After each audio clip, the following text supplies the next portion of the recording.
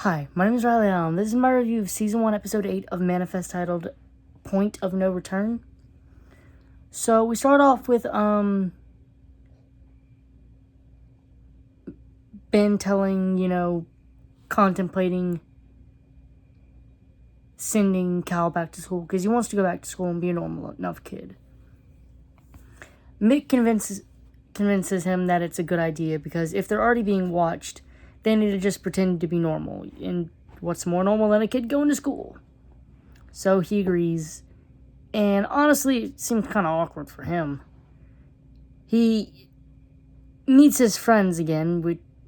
He's just... Man, I feel bad for him. Everyone all his friends are now older and got the 5-year more maturity than him. And God, I feel bad for him. He had, a good enough day as well. Although it's implied that everyone kept asking him where he was and shit. Because the first thing he said before anyone even talked to him when he sat down for lunch was, "Please don't ask any questions." So, while Ben's at work, the fire alarm starts, and he goes out and he meets a totally not suspicious man wearing a hat. It's Vance. He and Ben proceed to team up.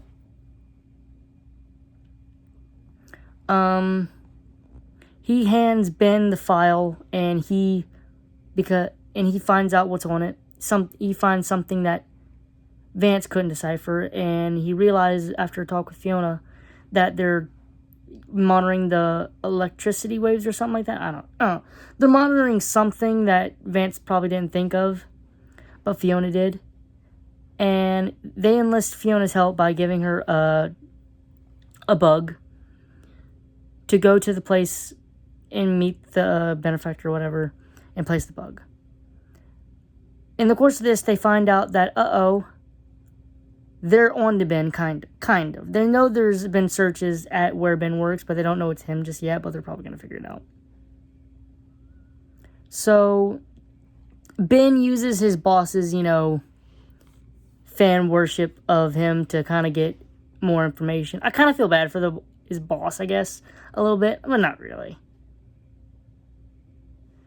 But about all the buildings that the place has bought, but he realizes that from his words earlier that his boss told him that the system is slow as fuck. He realized, the building's not on there in the list because the system is slow as fuck. So he goes and finds it manually, in a box full of papers. Meanwhile, Mick was going through it this episode. She meets a man named Harvey who jumps off a building, who was a fellow 828 passenger. And he jumped because he bragged about the callings to people at a bar, and 2 of them died. And later on, it freaks Mick out because later on, a third person dies. So now she starts freaking out because she thinks since she told Jared he might die. I finally remembered his name. When the last video I did a review on that episode 7, I couldn't remember Jared's name. Just kept calling him that guy. So,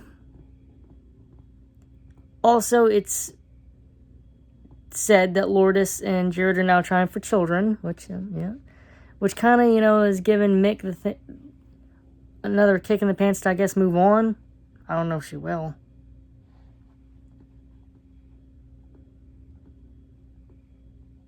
Ben and Grace go on a nice date.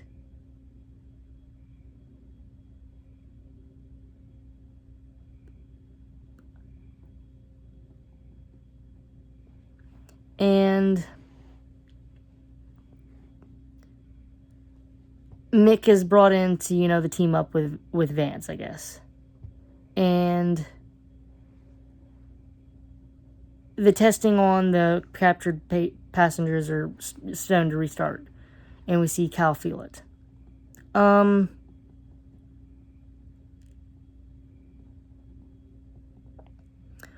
Overall, this episode was pretty fun. I didn't really enjoy Mick's storyline. I don't know. I do love how Mick is like one bad moment from just, like, full-blown breakdown. I am fully expecting she has a full-blown meltdown, breakdown by the end of the season. She deserves it. She deserves it. Give her breakdown. Also, Ben better get a job at, like, the NSA or something, because man is putting in the work. Espionage. He's now doing more detective work than the detectives and more spy work than the spy. Or, you know.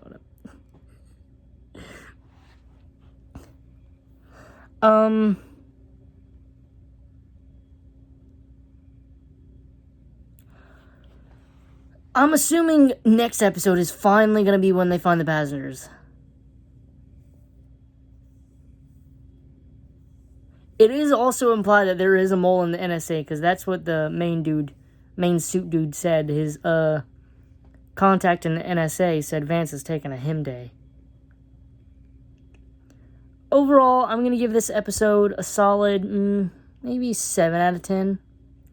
Thanks for watching the video. Leave a like, comment, subscribe if you want, and I'll see you in the next video.